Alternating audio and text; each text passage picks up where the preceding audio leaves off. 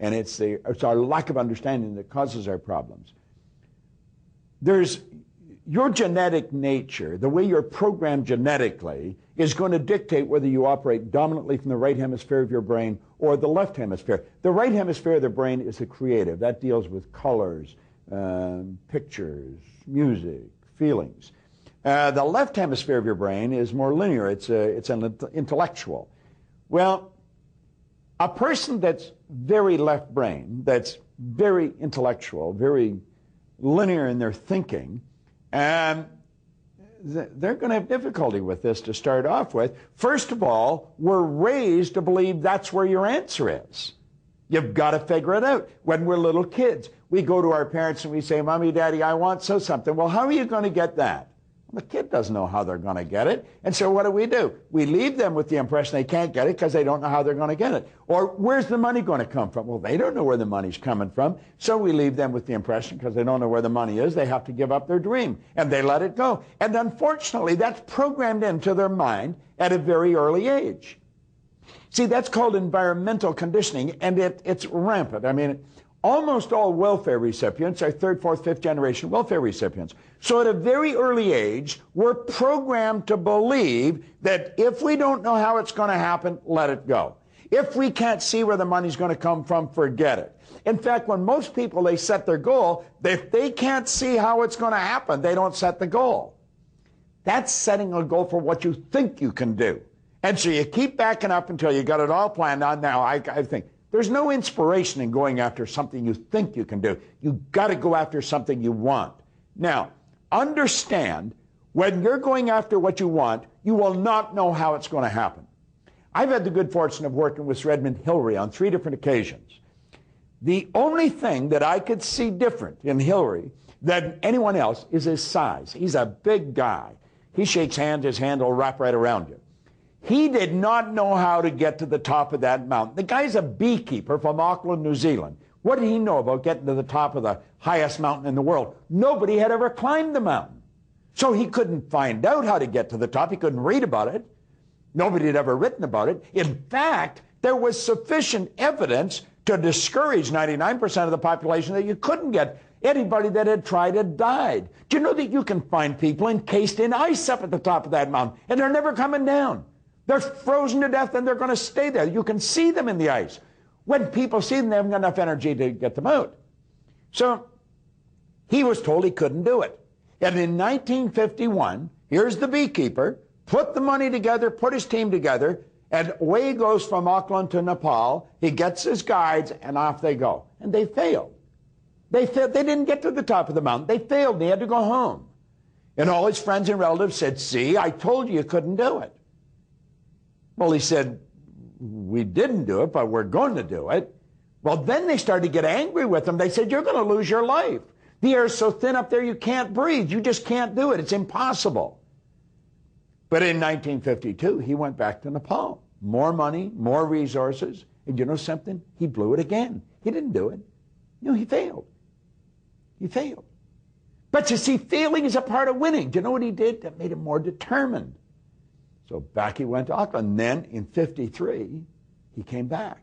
And you know in 1953 that Ed Hillary and Tenzing Norgay stood on top of the world. They were the first people to ever do it. Do you know what I really like about it? It's sort of a side note. No one's ever said who stood there first. Was it Hillary or was it Tenzing Norgay? Now Norgay's dead and Hillary's not talking, so we're never going to know. But the point is, they got there. Well, do you know that there's been over 1,000 people go to the top of Mount Everest since he did? It almost seems if somebody's done it, then we believe it. But he believed that no one had done it. How'd the Wright brothers get off the ground? You could prove that you couldn't fly. But they knew you could because they could see it. You see, if you can see it, you can do it. How are you going to do it? Well, you'll be able to tell the person that after you do it. It's not all locked up in your intellect. It's locked up in faith. It's locked up in the belief that if you hold the idea, you'll move into the right vibration and you will attract it. See, you've got to understand the laws. You've got to understand your relationship with the laws, and you've got to know that you can do it. Where will the money come? Wherever it is right now. You will attract it. I remember Ray Stanford, the man that taught me this. He took out a wad of bills. He always had money, and I never had any.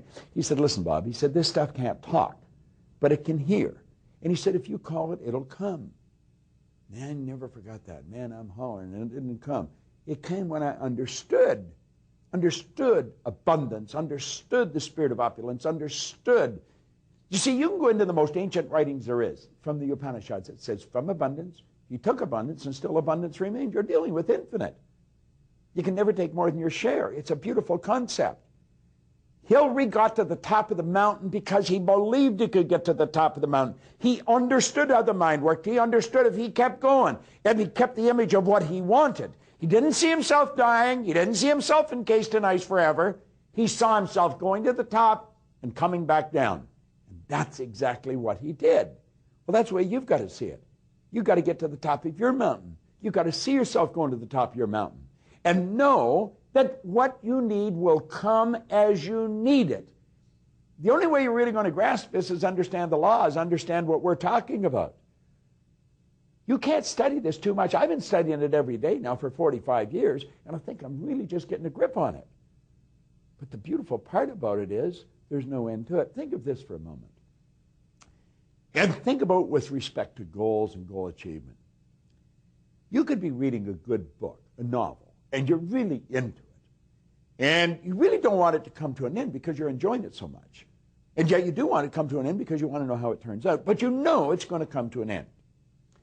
You could be maybe out for dinner with someone, and a really good company, good conversation, and you're really enjoying the dinner. You know it's coming to an end. You can go on a vacation, and you know it's coming to an end. You may be really locked into what I'm teaching, but you know that this DVD is coming to an end. You know that. When you start studying this, there isn't any end to it. So for 45 years, I wake up every day, and I thought, I can get more. There's more. I can understand more. Yeah, and it keeps you jazzed. It keeps you turned on. It winds your stem every day when you wake up because you know you're dealing with infinite. Well, what are we talking about? We're talking about your potential. You don't know what you can do. Nobody knows what you... I don't care what you've done. See, when I started out, I was unhappy. I was sick. I was broke. I had 2 months high school formal education. I had no business experience. Man, you talk about losing.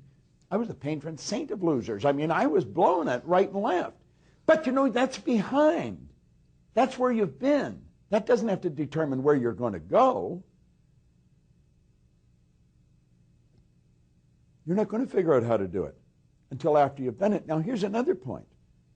After you've done it, you still won't know how you did it because there's all kinds of serendipitous little things happen while you're getting there that you're not even aware. I'll give you a good example. I made this up. I made it up in a seminar one time. It's just come to my mind. I want you to imagine that you're working towards your goal, and you know you're going to get there, but you don't know how. You've got this particular problem, this challenge that's really stretching you, and it's testing you, and you just don't seem to be able to solve it, but you're thinking about it all the time. You're in the supermarket.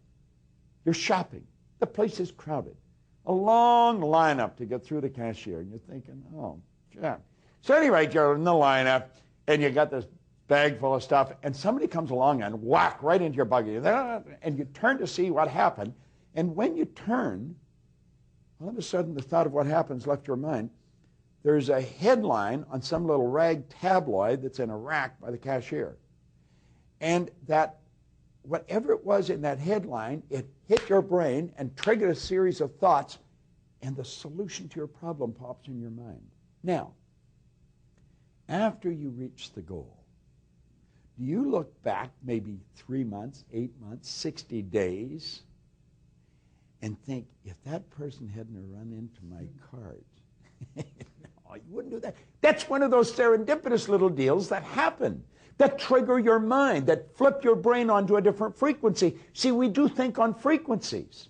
And the answer to the solution, to the way to get there, it's on a higher frequency. So we've got to keep raising our level of conscious awareness.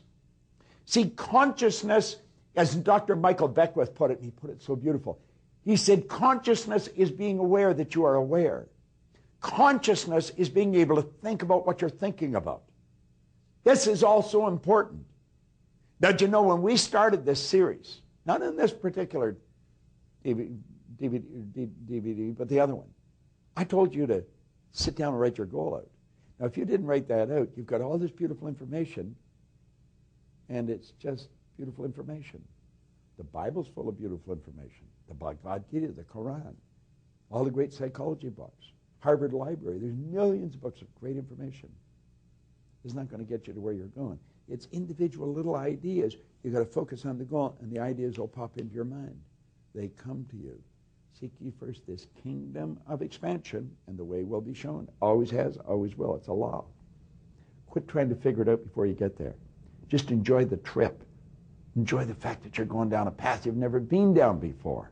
Enjoy every little experience. Love it. And don't worry about when people tell you you're wasting your time, you're going to fail. What they're doing is saying, this is how I see the world, so this is how you should see the world. Just thank God you're not one of them.